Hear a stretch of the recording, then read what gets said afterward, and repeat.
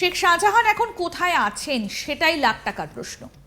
বিজেপির তরফে অনেকেই বলছেন শেখ শাহজাহানকে নাকি সাহায্য করছে তৃণমূল। অন্যদিকে তৃণমূলের তরফে গোটা বিষয়টা অস্বীকার করা হয়েছে। তবে এবার যে ঘটনা সামনে চলে এসেছে সেটা আরও ভয়ঙ্কর।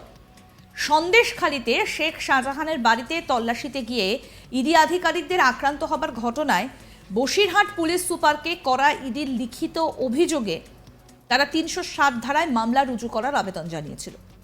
সেই অভিযোগপত্রে ইডির দাবি তারা শেখ শাহজাহানের বাড়ির সামনে পৌঁছানোর পর শেখ শাহজাহানের মোবাইলে ফোন করেছিলেন। শাহজাহানের একটা মোবাইল ক্রমাগত নাকি ব্যস্ত ছিল, অপর একটি মোবাইলে ইডি আধিকারিকরা যোগাযোগ করতে পেরেছিল শেখ শাহজাহানের সঙ্গে। ইডি সূত্রে খবর, তারা শেখ শাহজাহানকে মোবাইলে তাদের রেড করতে আসার বিষয়টা নাকি জানিয়েছিল। এরপরে অপর প্রান্ত থেকে মোবাইল ফোনটা ডিসকানেক্ট করে দেওয়া হয়, এমনই দাবি ইডির। তাই ইডির আধিকারিকদের অনুমান শাহজাহান নিজেই ফোন করে লোকজন ডেকে আনে। গোটা ঘটনায় কিন্তু নতুন করে শেখ শাহজাহানের বিরুদ্ধে একাধিক বিস্ফোরক তথ্য উঠে আসছে।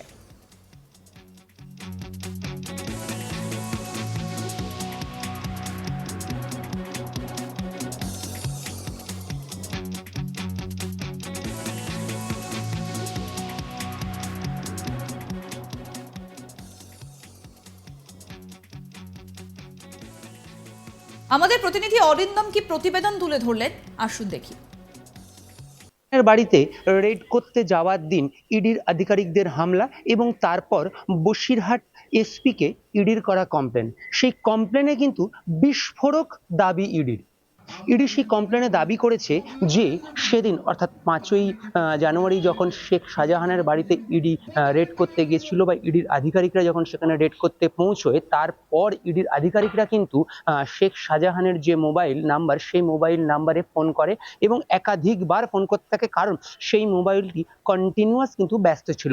এরকমই কিন্তু ইডির যে কমপ্লেন করা বসিরহাটের এসপিকে, সেই তাতে লেখা রয়েছে যে তারা একাধিকবার চেষ্টা করে সেই নাম্বারে ফোন করতে, কিন্তু ব্যস্ত থাকার জন্য তারা কন্ট্যাক্ট করতে পারেনি। তখন ইডি তার যে দ্বিতীয় নাম্বারটি রয়েছে, ইডি আধিকারিকরা সেখানে উপস্থিত দ্বিতীয় আধিকারিকরা তার সেই দ্বিতীয় নাম্বারটিতে ফোন করে এবং ফোন করার পরে কিন্তু ইডি আধিকারিকদের দাবি যে অপর প্রান্ত থেকে একজন ফোন ধরে এবং তার সঙ্গে তার কথা ইডি আধিকারিকদের কথা হয় এবং ইডি আধিকারিকরা তাকে জানায় যে তারা সেখানে উপস্থিত হয়েছে এবং তারা রেড করতে চায় বা সেই রেডের বিষয় বিস্তারিত বিষয় কিন্তু তারা তখন মোবাইলে জানায় এবং জানানোর পরেই কিন্তু সেই অপর প্রান্ত থেকে সেই ফোনটি কেটে দেওয়া হয়। এরপর ইডি আধিকারিকরা আবারও চেষ্টা করে, সেই ফোনে ফোন করে এবং সেই লোকটির সঙ্গে যে কথা বলেছিল অনুমান ইডি আধিকারিকদের যে শেখ শাহজাহান, তার সাথে আবার কথা বলার চেষ্টা করে, কিন্তু অপর প্রান্ত থেকে আর ফোন ধরা হয়নি। এরপরেই সেদিন যে ঘটনা দেখা যায় যে একাধিক মানুষ সেখানে উপস্থিত হয়ে যায়, একটা মব সৃষ্টি হয় এবং উত্তেজিত জনতা ইডি আধিকারিকদের আক্রমণ করে এবং ইডি আধিকারিকরা সেখানে আহত হয়, গাড়ি ভাঙচুর করা হয়।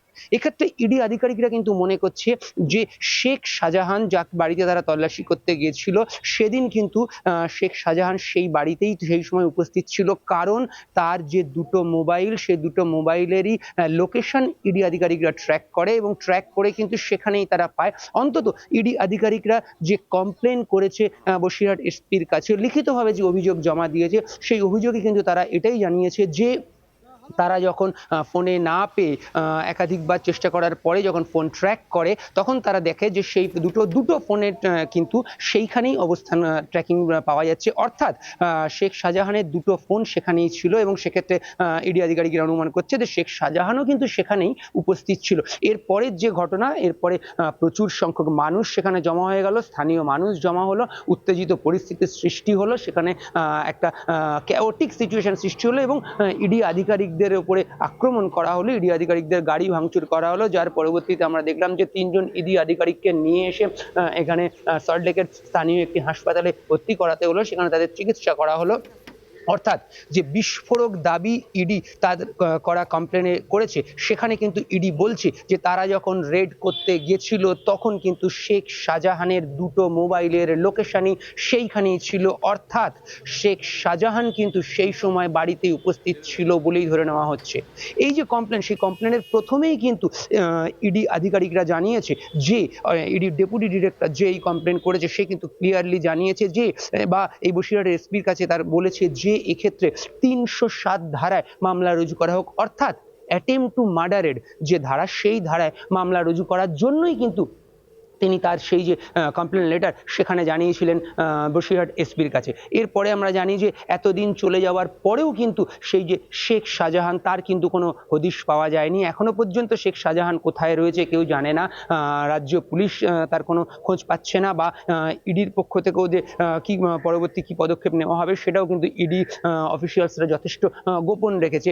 কিন্তু যেটা বিস্ফোরক বিষয় সেটা হচ্ছে যে সেই ঘটনার দিন অর্থাৎ 5 তারিখ সেই সময় কিন্তু শেখ শাহজাহান সেখানে উপস্থিত ছিল, কারণ তার দুটো মোবাইল ফোনের লোকেশনই কিন্তু সেই বাড়িতেই ছিল, অর্থাৎ ইডি অফিসিয়ালসরা যেখানে উপস্থিত হয়েছিল সন্দেশখালীতে যেখানে রেড করার জন্য সেখানেই সেই ফোনের টাওয়ার ছিল। এবং পাশাপাশি ইডি আধিকারিকরা এটাও অনুমান করছে যে তারপরে কিন্তু শেখ শাহজাহানই হয়তো ফোন করে এই স্থানীয় মানুষদেরকে জানিয়েছে এবং তাদেরকে আসতে বলেছে, এবং যার পরিণতি উত্তেজিত জনতায় সেখানে জমা হয় এবং একটা ক্যাওটিক সিচুয়েশন হয় এবং তাদের আধিকারিকদের সেখানে আক্রমণ করা হয় এবং তাদের 3 জন আধিকারিক যথেষ্ট গুরুতর অবস্থায় হাসপাতালে ভর্তি হয় এবং চিকিৎসা করতে হয়। এরপরে যেটা আমরা দেখতে পাই যে এই ঘটনার পরেই কিন্তু ইডির ডিরেক্টর তিনি কলকাতায় আসেন এবং ইডির আধিকারিকদের সঙ্গে এখানে মিটিং করেন। পাশাপাশি যে সমস্ত রকম যে সিকিউরিটি এজেন্সি রয়েছে, সিআরপিএফ, সিআইএসএফ সহ একাধিক যে সিকিউরিটি এজেন্সি রয়েছে, প্রত্যেকের ঊর্ধ্বতন কর্তৃপক্ষের সঙ্গে সেদিন ইডি ডিরেক্টর মিটিং করেন এবং এই যে ঘটনা সেই ঘটনার কি হয়েছিল বা এই ঘটনায় পরবর্তী ক্ষেত্রে তাদের সিকিউরিটির ক্ষেত্রে কি হতে পারে সূত্র মারফত খবর যে সেই বিষয়ে তারা আলোচনা করেছে। কিন্তু যেটা এই মুহূর্তে সব থেকে উল্লেখযোগ্য বিষয় বা সব থেকে গুরুত্বপূর্ণ বিষয় সেটা হচ্ছে ইডির যে কমপ্লেন লেটার, যেটা বসিরহাট এসপিকে 7 তারিখে অর্থাৎ 5 তারিখ ঘটনার পরে 7 তারিখে যে কমপ্লেন লেটার জমা দিয়েছিল সেখানে কিন্তু ক্লিয়ারলি তারা মেনশন করেছিল যে ঘটনার দিন অর্থাৎ 5 তারিখ যখন তারা সেখানে গিয়ে পৌঁছেছিল সেই সময় শেখ শাহজাহানের দুটো মোবাইলের টাওয়ার লোকেশনই সেখানে ছিল এবং যার মধ্যে একটিতে একবার ইডি আধিকারিকদের সেখানে উপস্থিত ইডি আধিকারিকদের সঙ্গে অপর প্রান্তে থাকা এক ব্যক্তির কথা হয়েছিল, যদিও তার পরবর্তীতে আর কথা হয়নি। অরিন্দম ভট্টাচার্য, আজ তাক বাংলা, কলকাতা। এবার আপনাদেরকে আরেকটু মনে করিয়ে দিই যে এই শেখ শাহজাহানকে সন্দেশখালীতে তার বাড়িতে রেড করতে গিয়ে কি ভয়ঙ্কর অভিজ্ঞতার সামনে পড়তে হয়েছিল ইডির আধিকারিকদের। রেশন দুর্নীতির তদন্তে শুক্রবার সকালে তৃণমূল নেতা শেখ শাহজাহানের বাড়িতে ইডির অভিযানকে ঘিরে কার্যত রণক্ষেত্রের চেহারা নিয়েছিল উত্তর 24 পরগনার সন্দেশখালী। স্থানীয় বাসিন্দাদের তীব্র প্রতিরোধের মুখে পড়েছিলেন কেন্দ্রীয় তদন্তকারী সংস্থা ইডির আধিকারিকরা। এমনকি ইডি অফিসারদের মারধর করার ঘটনা ঘটে, মেরে মাথা ফাটিয়ে দেওয়ার সেই ছবিও সামনে আসে। ভাঙচুর করা হয় বেশ কয়েকটা গাড়িও। আর এই ঘটনায় শাহজাহানের অনুগামীরাই এই তাণ্ডব চালিয়েছে বলে অভিযোগ। এরপর থেকেই থমথমে সন্দেশখালী। আরও আপডেট পেতে আজ তাক বাংলার ইউটিউব চ্যানেল সাবস্ক্রাইব করুন, নোটিফিকেশন পেতে বেল বাটন অপশন প্রেস করুন। এই ভিডিও সম্পর্কে আপনাদের মতামত জানান, কমেন্ট করুন, শেয়ার করুন, হোয়াটসঅ্যাপে ফলো করুন আজ তাক বাংলা।